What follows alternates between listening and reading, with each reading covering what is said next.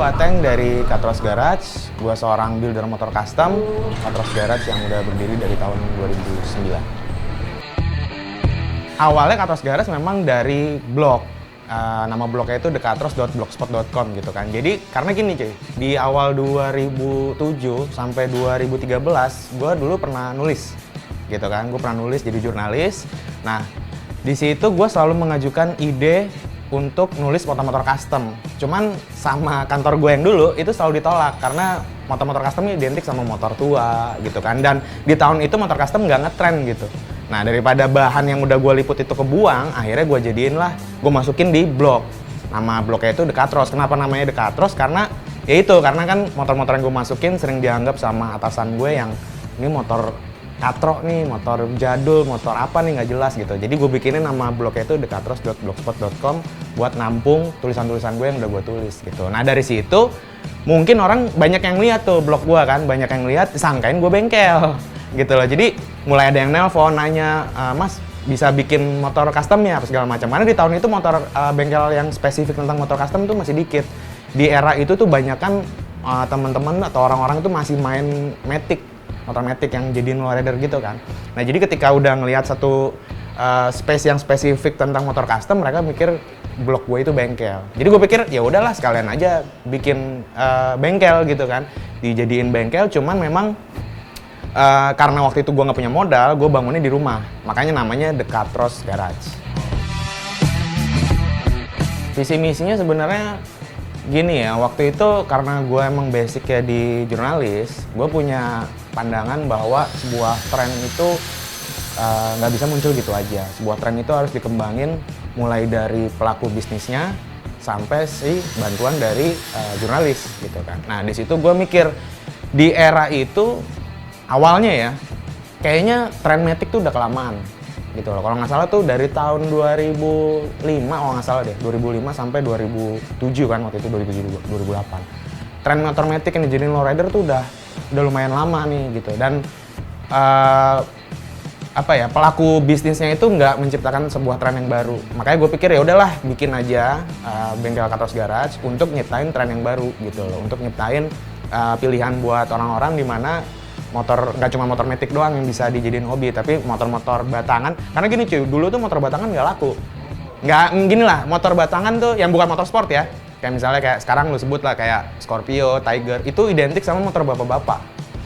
Kalau dulu kita pakai itu. Nah, gue pengen naikin itu gitu loh. Dimana gue pengen yang naik tuh nggak cuma Matic doang. Gue pengen semua motor bisa naik. Gue pikir ya udah dari mulai scene motor custom yang sekarang udah banyak ini ya, yang bisa ngangkat si motor-motor tersebut gitu. Emang udah sukses ya? Enggak sih.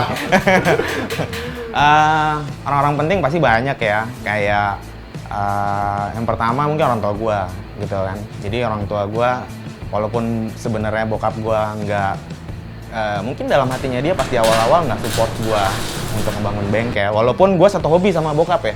Jadi gue dulu sama bokap tuh suka trek-trekan. Jadi hobi bokap tuh suka motor. Jadi gue kenal motor itu dari kecil karena bokap suka mainan motor gitu. Nah, cuma ketika gue udah mulai dewasa, terus gue buka bengkel custom, yang namanya orang tua gitu ya, mungkin dia nggak support gitu loh. Kok lu jadi buka bengkel sih gitu, lu kenapa nggak kerja kantoran dan segala macem gitu.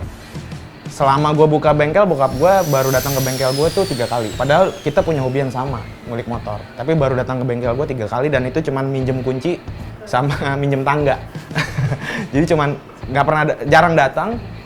Terus gue pernah ada satu momen dimana gue nanya sama bokap gue kan. Karena gue kan nggak punya mentor pada saat itu. Jadi yang gue lihat cuma bokap gue. Gue nanya, "Pak, gue mau bangun bengkel nih. Gimana kira-kira bisa untung nggak gitu kan?" Terus bokap gue nanya, "Ya udah kamu hitung aja satu motor tuh berapa," dia bilang. "Terus kamu bayar karyawan, kamu bayar kontrakan dan lain-lain. Untungnya berapa?" Terus waktu itu gue bilang 500.000. Terus kata bokap gue cuma ngomong, "Ya udah kamu hitung aja 500.000 itu bisa nggak, cukup nggak buat kasih makan anak sama istrimu nanti?" Dia cuma bilang gitu. Cuma ya harusnya kan nggak cukup ya, 500.000 doang gitu kan. Cuma pada saat itu gue mikir, ayo udahlah bodo amat, gue terusin aja gitu loh. Gue yakin gue bisa bikin satu bengkel yang beda dan gue pengen bengkel gue tuh kayak di luar negeri gitu loh mimpi gue. Di luar negeri kan kayaknya mereka terjamin ya, skill itu dibayar mahal dan segala macam gitu. Akhirnya gue terusin. Tapi selain orang tua gue, yang pasti istri gue, karena gue itu pacaran dari ya nggak awal-awal banget sih. Jadi istri gue nemenin gue saat gue ngerintis, bener-bener yang gue masih ngelas sendiri. Jadi bengkel karena emang gue nggak punya modal, gue dulu masih ngelas sendiri, masih ngecat sendiri, masih ngerjain motor sendiri gitu. Bahkan ketika gue lagi ngerjain motor, ada customer datang nunjuk-nunjuk pakai kaki gitu. Karena disangkain gue tukangnya gitu kan. Pokoknya ya berkesan banget lah kalau sama istri gue karena dia nemenin gue dari awal kan. Yang lain ya pasti teman-teman gue ya, yang banyak banget yang selalu bagi-bagi ilmu dan segala macam. Saat bikin motor custom, tantangan yang paling sulit itu pasti itu namanya motor custom ya, sebenarnya kita kan selalu bikin hal yang baru gitu. Beda kayak misalnya kayak pabrikan motor yang selalu bikin, mereka bikin hal motor baru juga, cuman mereka habis itu kan perbanyak. Kalau motor custom itu kan kayak misalnya di Katros Garage cuma bikin satu gitu. Jadi memang selalu tantangannya tuh pasti ada aja kesulitannya gitu. Nah pertanyaannya gimana caranya supaya bisa cari jalan keluarnya? Tim.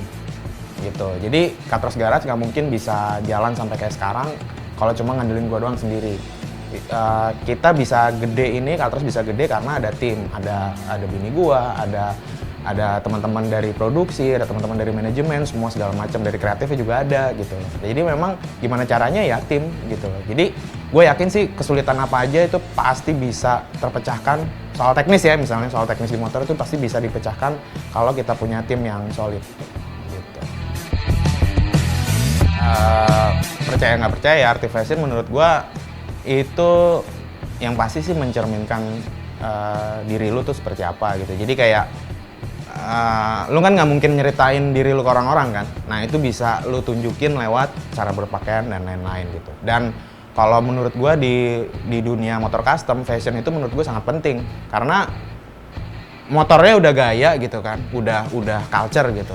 Pakaiannya juga sebenarnya harusnya juga yang punya culture juga gitu loh, punya budaya juga, nggak cuma pakai kaos oblong dan lain-lain gitu. Jadi menurut gua antara motor custom sama fashion itu memang saling berkaitan.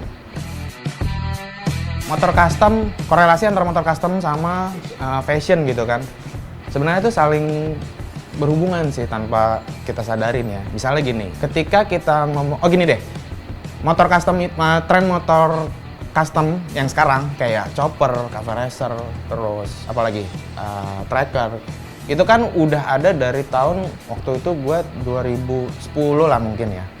2010 tuh udah mulai masuk ke Indonesia dan sampai sekarang masih ada. Bahkan kayaknya peminatnya ada terus gitu, naik terus gitu kan. Itu kan berarti udah 10 tahun. Dimana sebenarnya sebuah tren modifikasi itu sebenarnya cuma bertahan paling lama 5 tahun.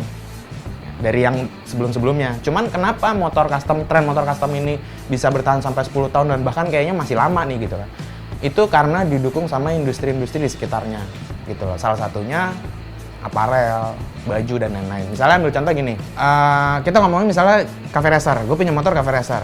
Ketika gue udah bosen naik motor cafe racer, terus gue jalan ke mall atau jalan kemana gitu, terus gue ngelihat baju yang ada gambar cafe racernya atau gambar motor customnya, itu pasti gue beli lagi. Dan akhirnya gue pakai bajunya dan gue jadi mau pakai motornya lagi, gitu kan. Misalnya hal lainnya misalnya helm, kan sekarang udah banyak juga tuh. Dulu kan nggak ada helm-helm culture, sekarang udah banyak. Sampai ke sarung tangan, jaket, semua segala macam. Sama apa potong rambut ya, barbershop gitu kan juga kayak gaya-gaya anak-anak cafe racer, rockabilly, kayak gimana sih, kayak gitu. Jadi memang saling support, maka itu tren motor custom tuh sekarang bisa bertahan gitu. Karena memang disupport sama sekitarnya. Kayak misalnya kita ngomongin baju deh, Celsius kan juga ngeluarin yang motor banget kan, gitu loh. Nah itu salah satu bentuk saling support di mana tren motor custom itu didukung sama fashionnya juga. Jadi kayak misalnya celana pilih yang stretch gitu kan, karena buat sebagian orang kalau pakai riding, walaupun nih konteksnya buat daily ya, maksud gue bukan buat yang touring gimana gitu, itu kadang suka kesemutan. Kadang pun gue kalau pakai celana yang kurang nyaman tuh kesemutan juga gitu kan. Terus kalau untuk misalnya apa, jaket deh misalnya. Nah kalau kita ngomongin jaket sih biasanya motor itu kan kadang kalau zaman sekarang ya, orang kan nggak cuma punya satu. mereka punya beberapa motor lah. Apalagi kalau misalnya kita ngomongin hobi kan nggak mungkin cuma satu, mereka at least punya 2 gitu kan. Nah jaket tuh kalau bisa yang masuk ke semua style motornya. Kalau sekarang tuh anak zaman sekarang paling hobi pakai coach jacket. Kenapa? Karena dia kan kalau itu kan bahannya parasut gitu ya, jadi kan dia bisa nahan-nahanin. Jadi kalau misalnya dipakai siang masih aman karena mungkin nggak terlalu tebel banget, dipakai malam juga masih enak juga karena nggak terlalu tembus angin gitu kan. Terus dari style-nya juga masih oke lah karena nggak terlalu yang bikers banget lu ya gitu. Karena anak sekarang tuh lebih kayak fusion gitu kan, lebih dinamis lah. Pengen kelihatan anak motor tapi bukan berarti kayak bikers banget gitu loh. Jadi masih kelihatan stylishnya masih dapet gitu. Dan dari semua itu Celsius yang lengkapin kan, ada celana ada, di Celsius ada kaos jaketnya juga, bahkan sampai topi, bahkan t-shirt. Ya kan, kalau t-shirt ya udah lah ya, dari bahannya udah pasti nyaman dan lain-lain. Aduh, apa ya? Apaan Lam? Gue bikin doang waktu itu. Arti Katros. Artinya ya, buat gua. Apa ya? Gua agak susah sih ngertiin ya, karena waktu itu Katros itu gua bikin bukan buat gua, buat orang gitu loh. Buat maksudnya kayak di saat itu gue bikin bengkel Katros, di mana bengkel-bengkel custom belum ada, gue bikin lah Katros gitu. Terus kalau misalnya kayak misalnya sekarang nih orang lagi susah kerja segala macam, kayaknya 3 bulan belakangan kita malah banyak ngerekrut orang gitu loh. Ya kan, jadi emang sebenarnya kalau disimpulin Katros, arti Katros tuh buat gua mungkin ya apa ya, naifnya mungkin ya cahaya lah gitu loh. Karena cahaya itu nggak cuman buat gua doang, tapi buat orang banyak. Kayak misalnya cahaya matahari itu kan nggak cuma buat gua doang, tapi bisa bermanfaat buat orang banyak. Gitu. 3 kata doang kan? Ya udah, pertama pendek, moody, galak. Kata orang.